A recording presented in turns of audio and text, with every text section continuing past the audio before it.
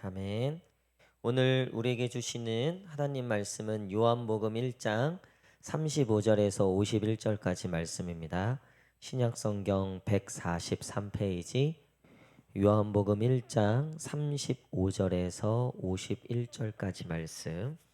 신약성경 143페이지입니다.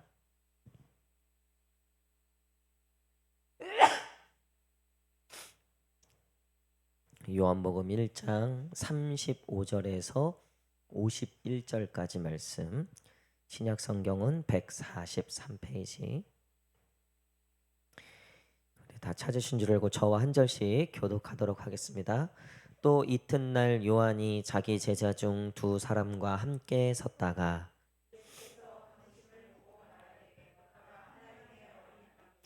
두 제자가 그의 말을 듣고 예수를 따르거늘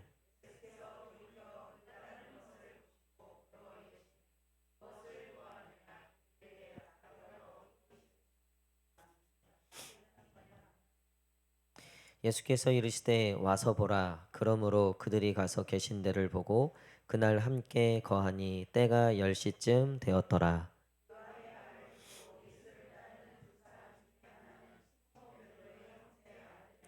그가 먼저 자기의 형제 시몬을 찾아 말하되 우리가 메시아를 만났다 하고, 메시아는 번역하면 그리스도라.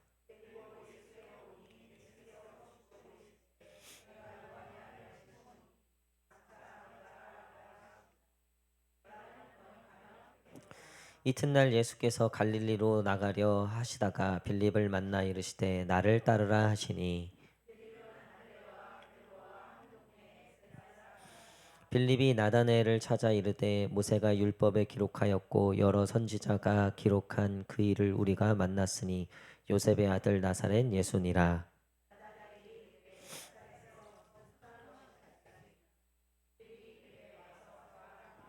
예수께서 나다나엘이 자기에게 오는 것을 보시고 그를 가리켜 이르시되 보라, 이는 참으로 이스라엘 사람이라 그 속에 간사한 것이 없도다.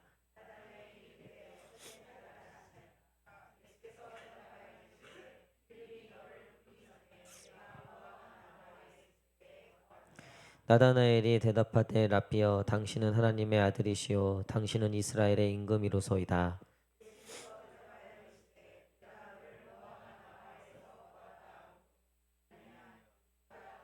다 함께 읽겠습니다.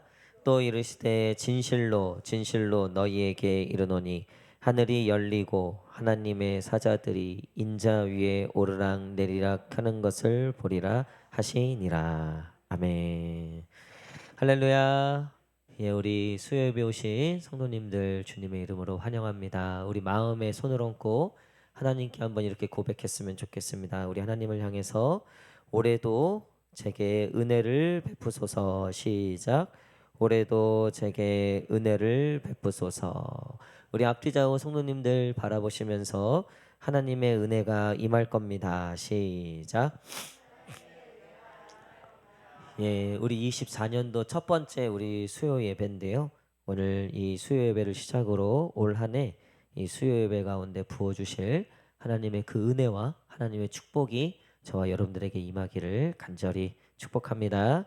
오늘 첫 번째 시간으로 요한복음 우리 더 큰 일을 보리라라는 제목으로 같이 말씀 나누도록 하겠습니다. 여러분 어떻게 어제 그제 오늘 이제 1월 1일, 2일, 3일이 되었는데 큐티 어떻게 하셨나요? 3일 동안에. 네, 한 번이라도 하셨다면 성공하신 거예요. 네. 근데 한 번도 안 하셨다. 그럼 아직 기회가 아직 362일이나 남아 있습니다. 네, 1년에 내가 하루라도 큐티를 할 수 있다면, 1년에 이틀이라도 큐티를 할 수 있다면, 또 3일, 4일 이렇게 한 해 안에 하루하루 이렇게 채워가시면 돼요. 아직 많은 시간이 남았습니다. 1월 1일부터 지금까지 요한복음 말씀을 시작으로 우리가 큐티를 하는데요. 이 큐티 책을 제가 이제 앞으로 재직 세미나를 통해서 이 큐티 이 새로운 책으로 또 큐티를 우리가 어떻게 할 건지에 대해서 같이 이제 나누는 시간이 있겠지만요. 이 큐티 책이 좋은 건 뭐냐면 질문을 해보라는 게 있어요. 질문을 해봐라. 이 말씀을 읽고 묵상하고 그 말씀에 대해서 스스로 질문을 하게 하는 그런 난이 있어요. 그래서 제가 이 큐티 책 오늘 큐티 이 본문을 가지고 여러분들과 같이 큐티를 나눈다는 마음으로 설교를 좀 준비를 하려고 합니다. 그래서 앞으로 수요일 날 우리가 이 큐티 하듯이 큐티를 쉐어링 하듯이 같이 이렇게 제가 설교를 인도를 할게요. 오늘 뭐 말씀은 여러분들 잘 아시는 이제 예수님이 안드레 또 시몬, 그러니까 그 형제죠. 안드레, 시몬 그리고 빌립과 나다나엘 이렇게 네 명의 제자를 부르시는 장면이에요. 이 장면을 통해서 이 본문을 통해서 우리가 좀 몇 가지 질문해 볼 수 있는 게 있는데 첫 번째는 무엇이냐면 나는 왜 예수님을 따르는가예요. 우리 한번 따라할까요? 나는 왜 예수님을 따르는가? 시작. 아니 요한의 원래 이제 세례 요한의 제자들이었는데 갈아탄 거죠. 흔히 말하면 이 줄 갈아탄 거예요. 오늘도 우리 청년부 리더십들하고 청년부 수련회 장소에 답사를 다녀왔는데 야 세상에 저는 가평에 그렇게 산골에 교회가 있는지 몰랐어요. 가도 끝이 없는 가도 거의 2시간 가까이 걸리더라고요. 근데 딱 가니까 뭐 너무 좋더라고요. 환경도 좋고 여기선 거의 딴 데 도망칠 곳이 없어요. 오직 하나님만 바라볼 수밖에 없어요. 보니까. 그리고 그 목사님 그 담임 목사님이 오늘 알게 된 건데 저 학부 동기더라고요. 학부 동문이면서 동기더라고요. 근데 저보다 나이는 많으세요. 저보다 한 7살 정도 많으신 분인데 학부도 동기야 또 신대원도 또 이제 동문이고 그래서 좀 더 이제 또 정이 가고 그래서 오늘 좀 늦어졌어요. 얘기도 좀 이런저런 얘기하다가 또 교회도 둘러보고 했는데 여러분 우리 이렇게 청년부 오늘 답사를 다녀오면서 우리 청년들의 고민들 그 2시간 동안 차에서 총 4시간 5시간을 차에서 왔다 갔다 하면서 이런 얘기 저런 얘기 하는데 주로 이제 청년들의 좀 고민들 그래서 동현이 넌 앞으로 뭐 하고 싶니? 서윤이 넌 앞으로 뭐 하고 싶니? 요즘 고민이 뭐니? 그러니까 서로 고민들을 나누고 하는데 이제 한 청년이 지금 하던 일을 올해까지만 하고 내려놓고 싶은 마음이 많다는 거예요. 그래서 왜 그러냐? 너 그래도 그거 하기까지 네가 대학교도 나오고 지금 참 열심히 준비하고 했는데 근데 이 친구가 괴로운 게 뭐냐면 라인이 있다는 거예요. 라인이. 이 라인에 서거나 저 라인에 서야 된다는 거예요. 둘 중 하나에 서야 된대요. 안 그러면 거기서 살아남을 수가 없다는 거예요. 근데 자기는 여기도 싫고 저기도 싫다는 거예요. 여기도 너무나 불합리하고 여기도 너무나 불합리하고 여기는 죽어라 여기를 욕하고 여기는 죽어라 이쪽을 욕하니까 어딘가에 자기가 속하면 자기도 거기에 똑같이 욕을 하고 똑같이 해야 되는 게 너무 싫다는 거예요. 그래서 자기는 어디에 갈아타고 이게 아니라 그냥 가감히 이 일을 그만두겠다. 너 근데 다시 한번 생각해봐라. 그거는 사회에 어딜 가는지 그런 것들은 있다. 물론 이제 너가 또 기도하면서 잘 생각하지만 물론 그게 참 괴로운 거다.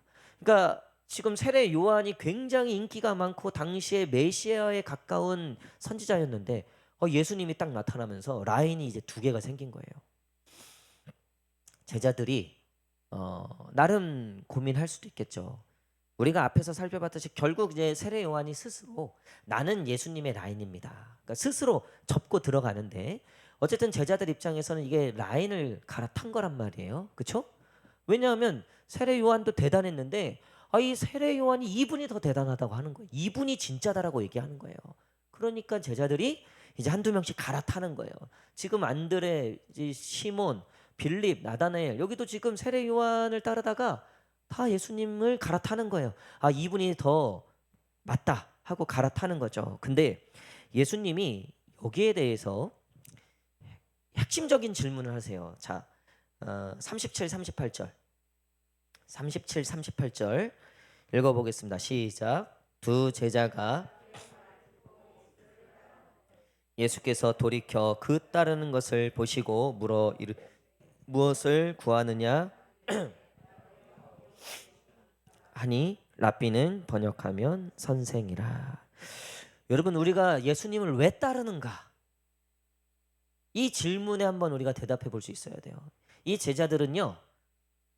지금 예수님이 너 무엇을 원하냐? 이건 뭐냐면 너 뭐 때문에 나를 따르냐? 이거예요.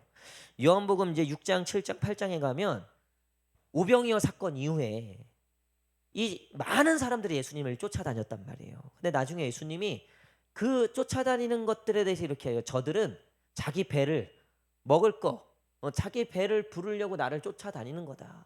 근데 나는 그러려고 온 자가 아니다. 나는 사실은 이 땅에 검을 주러 왔고, 나는 어쩌면 이 땅에 분열을 주려고 왔고, 너희의 가정에서도 때로는 어머니와 자녀까지 때로는 이 믿음 때문에 갈라질 수도 있다. 나는 너희에게 십자가를 주러 왔다. 근데 이 제자들은 예수님을 따르는 이유가 따로 있었어요. 그게 어디서 나타나면 예수님을 향해서 랍비어라고 얘기하잖아요. 랍비어. 이 랍비어, 랍비는 번역하면 선생이라라고 되어 있죠. 이 랍비라고 하는 게 어떤 의미가 담겨 있냐면 말 그대로 나를 성공으로 이끌어줄 존재의 의미라는 거예요. 당시에 이 메시아를 기다렸던 제자들은 대다수 이 로마의 압제로부터 자신들을 구해주고, 그리고 나중에 이 예수님이 임금이 됐을 때, 흔히 말하면 이제 이 로마를 물리치고 왕이 됐을 때 거기에 한 자리 껴야 되겠다라는 마음으로, 내가 어부고 내 비록 출신이 이런데 유력한 자를 내가 쫓아가갖고 내가 그 덕을 좀 봐야 되겠다라는 마음으로 예수님을 쫓고 있었다는 거예요. 그게 앞으로 여기저기서 나타나죠. 이 제자들의 본심이. 그러니까 나중에 십자가 지니까 다 도망치는 거죠. 우리도 신앙생활 하다 보면 예수님을 따르는 이유가 뭔지를 잃어버릴 때가 있어요. 도대체 내가 복을 얻으려고 따르는 건지, 아니면 진짜 예수님의 말씀에 순종하려고 따르는 건지. 제가 예전에, 여러분 예언 기도나 이런 기도를 너무 사모하지 마십시오. 이미 여기에 예언이 완성이 여기에 다 돼 있는데, 이미 하나님이 우리에게 주시는 말씀이 여기 다 있어요. 그럼에도 불구하고 당연히 예언 기도나 그런 하나님의 말씀들이 이 대언이 되는 일들이 분명히 있을 거예요.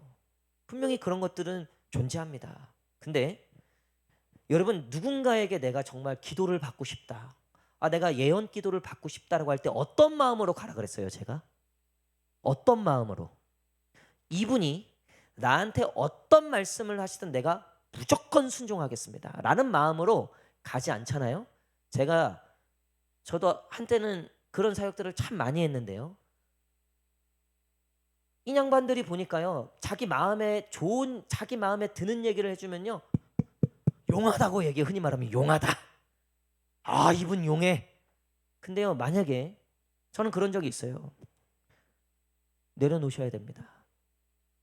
하나님이 내려놓으시라고 얘기합니다. 그 자존심 내려놓으라고 얘기하십니다. 틀린 거짓 선지자라는 거, 거짓 선지자. 자기 마음에 자기 불리한 얘기했다는 거예요. 자기 마음에 안 드는 얘기했다는 거예요. 여러분, 어떠한 말씀이든 내가 순종하겠습니다라고 그런 마음으로 들으려고 하는 게 아니라, 나한테 혹시 이게 뭐 복이라도 떨어지나? 나한테 무슨 뭐 떡이라도 떨어지나? 이런 마음으로 그 기도 받잖아요. 그러면요, 시험 들어요. 화내요. 나중에 욕한다고요. 왜 그러냐면요, 내가 도대체 왜 기도를 하고 내가 왜 예수를 믿는지에 대해서, 내가 이 예수님을 왜 따라가려고 하는지에 대한 이유가요, 예수님하고 다른 거예요. 내 이유가 따로 있는 거예요. 그러니까 예수님은 그것을 꼭 집어서 너희가 무엇을 구하냐. 나중에 제자들이 뭐라고 해요? 우리가 예수님 따라가겠습니다. 예수님 제가 따라가겠습니다. 그러니까 너희가 내가 질 수 있는 이 십자가를 조금이라도 감당할 수 있겠냐. 니네가 지금 뭘 안다고 지금 이렇게 얘기하냐. 베드로가 내가 죽는 한이 있어도 나 예수님 따를 거라고.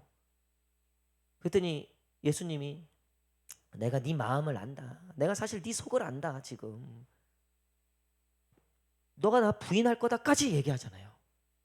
우리 예수님이요, 사실은 우리가 왜 예수님을 따르는지가 제일 궁금하신 거예요. 왜 이 시간 예배를 나왔는지가 제일 궁금하신 거예요.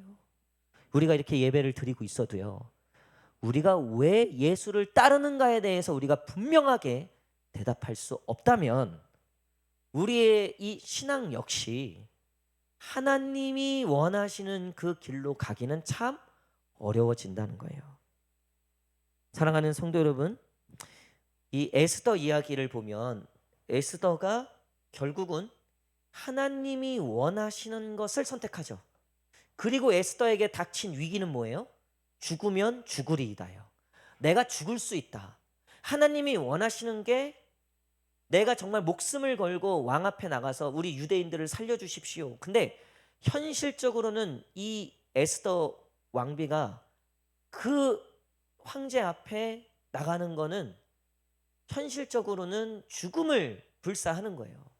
그러니까 하나님을 따르는 목적이 자기 이 왕비의 이 생활과 이것들을 유지하는 거라면 절대 그 선택을 할 수 없어요. 오히려 그건 하나님의 음성이 아니야. 절대로 하나님이 나보고 죽으라고 할 리가 없어. 여러분, 근데 에스더는요, 그 기도 끝에 하나님이 진짜 원하시는 게 뭔지를 발견한 거예요. 그래서 내가 왜 하나님을 믿고 왜 하나님을 따르는지가 분명해진 거예요. 그리고 선택한 게 죽으면 죽으리다예요. 오늘 답사가는데 할 때 이런저런 참 재밌는 일들이 많았는데 절이 하나 있는 거예요. 그 가평 가다 보니까 어유 그 산 기슭에 그 절벽에 어떻게 절을 그렇게 잘 지어놨는지 몰라. 눈도 오고 되게 멋있는 거예요. 그러면서 뭐 절 얘기가 나왔는데 어떤 한 청년이 자기 어렸을 때 그 절에 가면 제 그 이 돌 그 부처 이 형상이 있잖아요. 예. 그 돌로 만든 그 부처 모습을 보면서 엄마가 그랬다는 거예요. 그러니까 믿는 엄마인데 그 저 부처가 사실은 저 안에 사람이 들어있다. 중이 들어있다. 그래서 중이 되면 다 저렇게 그 돌이 되는 거다. 뭐 그런 식으로 가르쳤다는 거예요. 그래서 야, 뭐 이런 종교가 다 있나? 난 무조건 예수님만 믿어야지. 뭐 이랬대는 거예요. 그렇게 어렸을 때 그렇게 배웠다는 거예요. 그러면서 제가 그랬어. 그러면서 옆에서 야, 진짜 만약에 그런 거면 진짜 끔찍하다. 정말 끔찍하다. 어떻게 그렇게 돌로 만들 수 있냐. 근데 제가 거기서 야, 근데 사실 성경은 더 끔찍해. 우리한테 십자가지라 그러지. 죽으라 그러지. 용서하라고 희생하라 그러지. 여러분, 사실 따지고 보면요, 기독교만큼 잔인한 종교가 없어요. 용서하래요. 무조건 용서. 70번씩 70번씩 7번 용서하래요. 한 번 용서하는 것도 힘든 우리인데 희생하래요. 십자가를 지래요. 하물며 죽기까지 뭐 하래요? 순종하래요. 목숨을 다해서, 그러니까 목숨을 걸고 하나님을 사랑해야 돼요. 여러분, 여타 모든 종교를 보십시오. 다 지를 위해서 믿는 거예요. 다 지를 위해서. 다 자기를 내 목숨 건지려고 믿는다고요. 다. 근데 성경은요, 그렇게 얘기하는 법이 없어요. 그렇죠? 여러분, 내가 왜 예수를 따르는가? 내가 오늘 왜 예수님을 믿는가? 여러분, 오늘 왜 예수님께 순종하셨습니까? 내가 왜 오늘도 전도했습니까? 내가 오늘도 왜 헌신하고 왜 희생하셨습니까? 여러분, 왜 내가 예수님을 따르는 겁니까? 그 동기와 그 목적이 무엇인가를 우리가 분명히 알아야 돼요. 여러분, 우리의 제일된 목적은 무엇입니까? 우리가 정말 예수님을 따르는 이유가 뭡니까? 하나님의 나라와 하나님의 영광을 위해서인 줄 믿습니다. 나는 죽고 예수가 살기 위함인 줄 믿습니다. 우리 한번 마음에 손을 얹고 우리가 가장 싫어하는 얘기를 연초부터 해봅시다. 나는 죽고 예수가 사는 인생. 시작. 여러분, 올해는요, 성질 고치셔야 됩니다. 그 성질 죽이셔야 돼요. 네, 욕심 죽이셔야 돼요. 여러분, 그 고집 꺾으셔야 됩니다. 내 생각, 내 고정관념, 내 편견들, 여러분, 그것들 죽이셔야 돼요. 우리가 왜 예수를 따르냐면요, 내가 죽기 위해서 따르는 거예요. 내가 십자가를 지기 위해서 따르는 거예요. 세상은 그렇게 하나님의 나라가 되어가는 거예요. 오늘 이 제자들에게 물어보신 무엇을 구하느냐? 우리는 이 질문에 나는 왜 예수를 따르는가? 이 질문에 우리가 온전히 답할 수 있어야 되는 겁니다. 오늘 나는 죽고 예수가 사십시오. 나는 쇠하고 당신이 흥하십시오. 우리 그런 마음으로 예수를 따르는 저와 여러분 되시기를 간절히 축복합니다.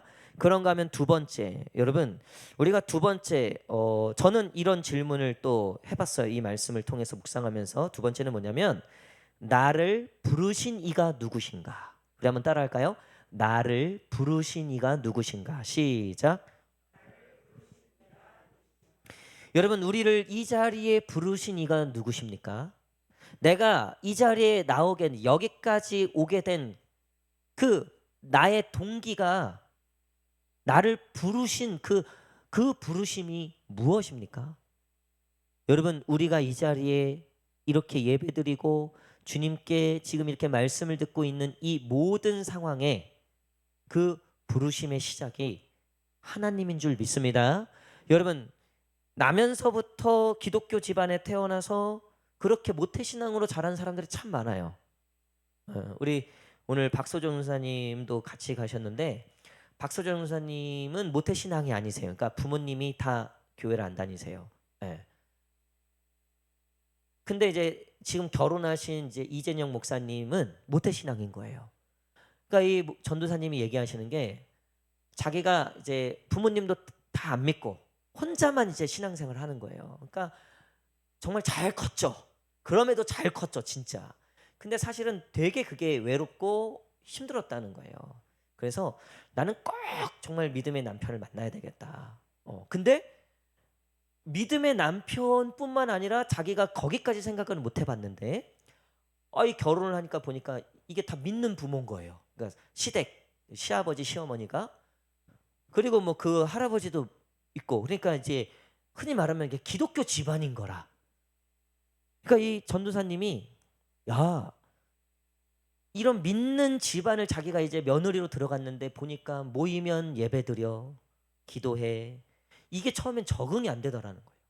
자기는 평생 경험해보지 못했던 그런 어떤 것들을 이제 경험을 하는 거죠. 그러면서 야 정말 이 모태신앙으로 태어나서 그런 집안에서 그렇게 신앙생활하는 것이 정말 복된 것이다. 그러면서 이제 지금 딸이 있잖아요. 지우 이제 뭐 9개월 된.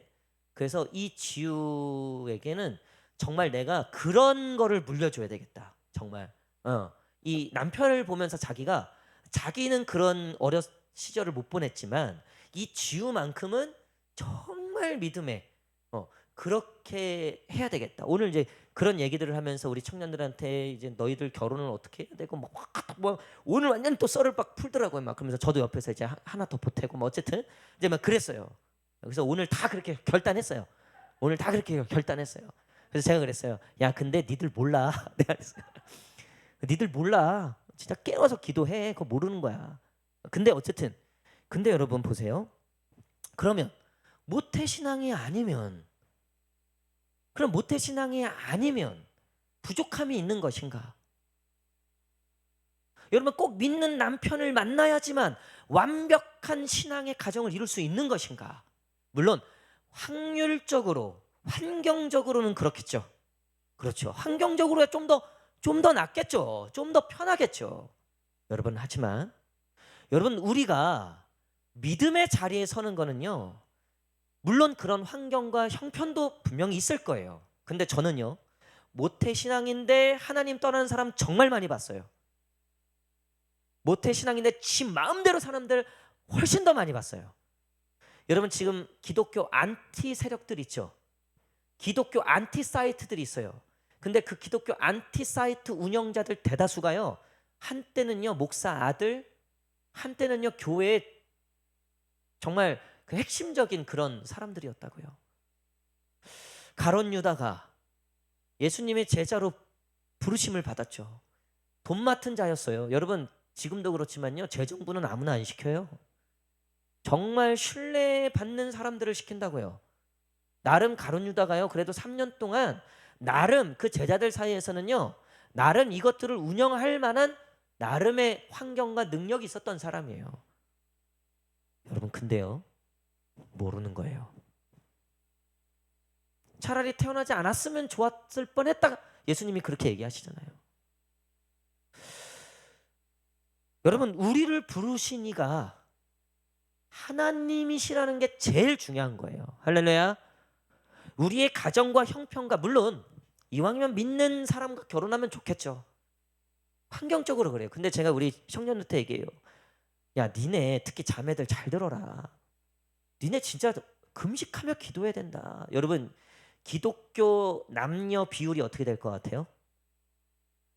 기독교 남녀 비율. 여자가요 65%에서 70%예요. 남성이요 35%에서 30%예요. 확률적으로 25% 여자는요 믿지 않는 남자랑 결혼해야 되는 거예요. 확률적으로 그래요. 이게 믿는 남자 찾기가 쉽지 않은 거예요 요즘. 그래서 제가 맨날 우리 애들한테 야 교회에 있다, 교회, 우리 교회. 애들이 쳐다를 안 봐요. 쳐다를 안 봐. 여러분, 이게 참 어려운 거예요. 쉽지 않은 겁니다. 정말 그거 어떡하겠습니까? 이 물리적으로도 참 쉽지 않은 거예요.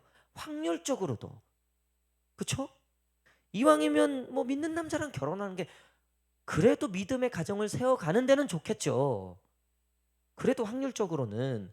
그럼에도 불구하고 여러분, 가장 중요한 거는요, 세례 요한 라인에 쓰는가, 예수님의 라인에 쓰는가, 내가 지금 어디에 서야 되는가가 중요한 게 아니라 지금 내가 나를 부르신 분이 하나님이라는 사실, 그러니까 내가 지금 이 자리에 있고 오늘도 나를 인도하시고 오늘도 나를 이끌어 가시는 분이 하나님이시라는 그 부르심의 사실, 그 부르심의 확신이 가장 중요한 거예요. 우리 오늘 그 동기 목사님을 만났다 그랬잖아요. 그러면서 옛날 얘기를 막 하는 거예요. 애들은 관심 없는 우리 둘이 막 그때 누구 있었죠? 그때 맞아 그 친구 있었죠? 막 이러는데 과는 달라요. 저는 성교학과 신학과 복수 전공이었고 그분은 기독교 교육학과였더라고요. 그러면서 서로 과에 아는 사람들 막 나열하는 거예요. 누구 있었죠? 누구 있었죠? 근데 누가 지금 신학도 떠나고 이 믿음의 길도 떠나 있다는 거예요. 그러면서 그분이 보험을 파는데 판매 왕이 돼 있다는 거예요. 근데 교회 안 다닌다는 거예요. 그래서 제가 놀랐어요. 아니 그래요? 그 누나가 지금 그렇다고요? 아니 그때 우리 공공학번 때 학부 때 앞에서 정말 찬양도 싱어로 서고 앞에서 얼마나 기도를 참 정말 그렇게 열심히 했던 그 누나인데 진짜 그러냐고. 그랬더니 그렇다는 거예요. 그래서 자기도 기도하고 있다는 거예요. 그 영혼이 돌아오도록. 여러분, 우리가 이 자리에서 지금도 이 시간에 예배를 드리고 있다는 거는요, 여러분, 하나님이 우리를 부르지 않고서는 불가능한 일이라는 거예요. 우리가 어떠한 기가 막힐 웅덩이에 빠져 있어도, 그러니까 그 신학의 길을 걸어가는 사람들이 끝까지 그 자리를 지키는 경우는 딱 한 가지예요. 힘들고 어려울 때 있죠. 포기하고 싶을 때가 한두 번이 아니에요. 그럼에도 불구하고 나를 부르신 이가 누구인지를 기억하는 거예요. 여러분, 모세가 몇 번이고 몇 번이고 거절했죠. 나 못합니다. 나는 입술이 아둔하고 말은 더럽게 잘하면서 나는 입술이 아둔하고 막 자기의 핑계를 다 대는 거예요. 근데 모세가 나중에 40년 동안 광야에서 그 백성들을 인도할 때 모세가 의지했던 거 딱 하나예요. 당신이 부르지 않으셨습니까, 나를? 당신이 이 백성들 책임주십시오. 아니 하나님, 나보고는 이 백성 그렇게 고생했고 불러내라고 하셔놓고서 뭐 죽인다고요? 다 쓸어버리겠다고요? 우상숭배 한번 했다고? 하나님, 그러면 사람들이 하나님을 뭐로 보겠습니까? 당신이 불러놓고 당신이 책임 안 지고 당신이 죽이시는 그런 이상한 신으로 보지 않겠습니까? 모세는요, 처음부터 끝까지 모든 것을 하나님의 부르심을 의존해서 그 40년의 광야 생활을 걸어갔어요. 다윗도요, 요셉도요, 다니엘도요, 하물며 예수님을 부인하고 떠났던 베드로, 한때 예수님 믿는 사람들을 핍박했던 그 사도 바울 역시 그들의 그 위기의 순간순간마다 그들이 그 믿음을 끝까지 지킬 수 있었던 건 나를 부르신 이가 하나님이라는 그 믿음과 확신이 있었기 때문이에요. 그냥 태어나서 보니까 엄마 아빠가 목사네, 엄마 아빠가 뭐 권사 장로네, 그래서 그냥 교회 다녔던 애들이 결정적인 순간에 왜 흐트러지냐면요, 이 부르심의 확신이 없는 거예요. 하나님이 나를 부르셨다. 하나님이 내 인생을 부르셨다. 하나님이 살아계신 하나님이시다. 진짜 하나님이 만세전부터 나를 택하셨다. 이 확신이 없으면요, 여러분 신앙생활 한다고 뭐 만사형통합니까? 아니죠. 한두 번 자빠지는 게 아니에요. 이런 일 저런 일 온갖 일들이 다 있어요. 그럴 때마다 여러분 흔들리지 않을 수 있는 비결은요, 흔들려도 그 길을 포기하지 않을 수 있는, 그 길을 끝까지 걸어가는 비결은요, 오늘 나를 부르시니까 하나님이시다. 여러분 여기 보면 리더도 있고요, 또 직분자들도 있고, 또 교사도 있고요, 또 여러 가지 봉사의 자리들이 있을 거예요. 결국 하나님의 부르심을 근거하지 않은 모든 것들에서 결국 시험 들어요. 거기서 상처받습니다. 거기서 넘어집니다. 거기서요 화도 나고 막 시험도 들고 그래요. 물론 그럴 수 있어요. 근데 그거를 어떻게 우리가 결국 극복하게 되느냐? 아, 그렇지. 이 십자가를 지라고 나를 부르신 이가 하나님이시지. 그 하나님이 나를 부르셨지. 저도 힘들고 어려울 때마다 중학교 1학년 때 정말 성령 체험을 했던 그때 그 하나님이 나를 부르셨던 그거, 또 뭐 살아오면서 수어도 없이 만났던 그 하나님의 그 만남들과 그때마다 하나님이 저에게 말씀하셨던 그 부르심의 약속들, 언약들. 여러분 세상에서 하나님이 누구 제일 사랑하십니까?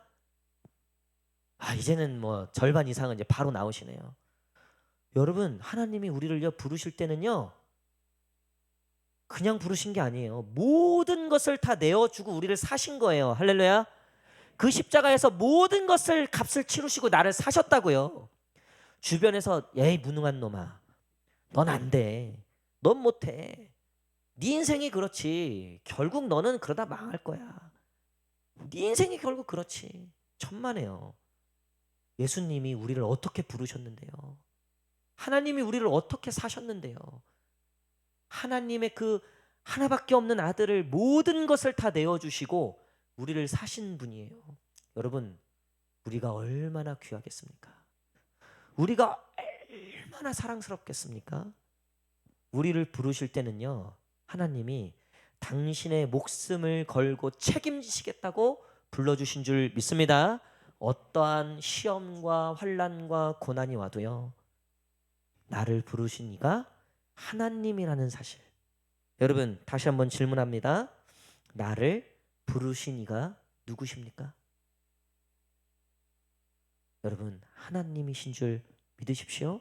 그 하나님이 우리를 너무나 사랑하세요. 자, 그 부르신 하나님이 베드로에 대해서 이렇게 얘기하세요. 자, 시몬 베드로를 이제 만나잖아요. 그 이제 안드레가 부릅니다.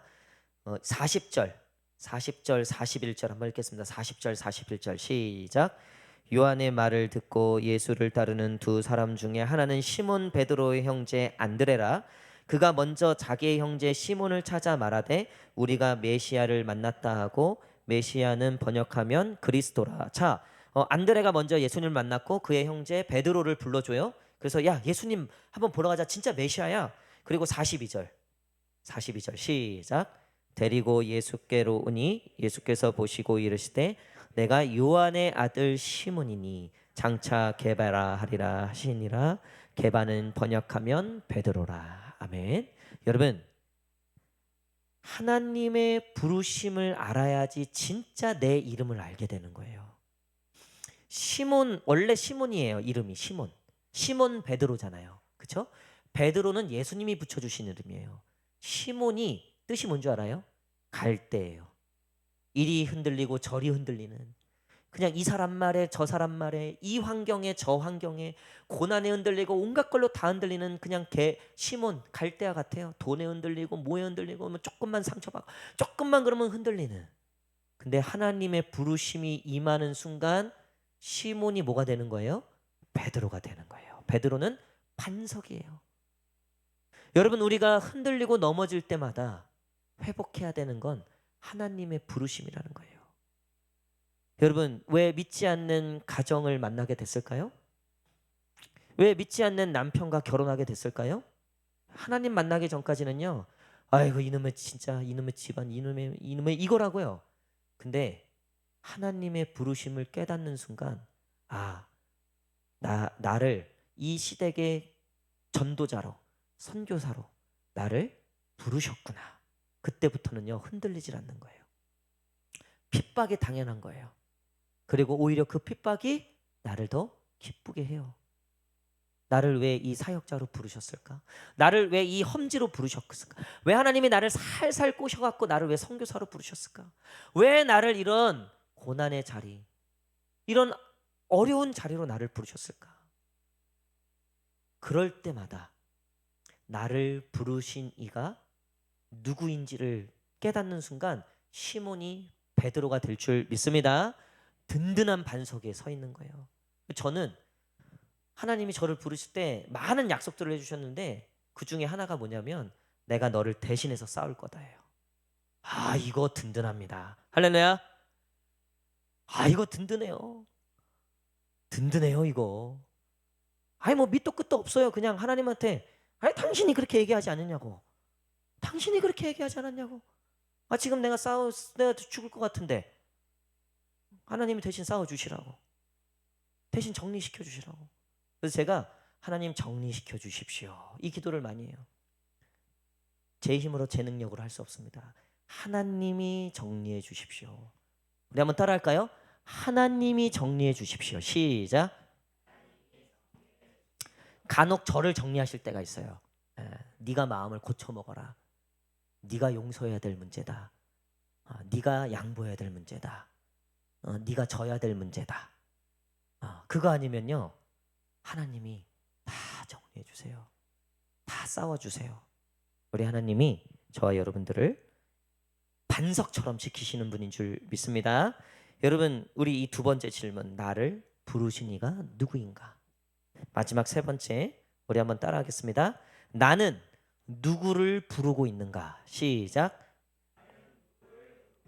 이 인간들 보니까요, 안드레가 시몬 부르고 빌립이 나다나엘 부르고 나중에 보면 이 사람 부르고 저 사람 부르고 여기 와 보라, 와서 봐라, 여기 메시아가 있다, 여기 예수님이 있다. 여러분, 이 제자들은요, 나중에 성령 받고 나선 진짜 진리를 발견했어요. 지금은 아직은 아니잖아요. 아직은 예수님을 따르는 동기가 예수님을 위하여 목숨을 걸고자 함이 아니라고요. 그러니까 예수님 십자가 질 때 다 도망쳤죠. 근데 성령이 임하고 난 다음에는 사도행전 2장이 어떻게 돼요? 그냥 밖으로 나가는 거예요. 복음 증거하러 나가는 거예요. 예수님 증거하러 나가는 거예요. 또 다른 사람을 부르는 거예요.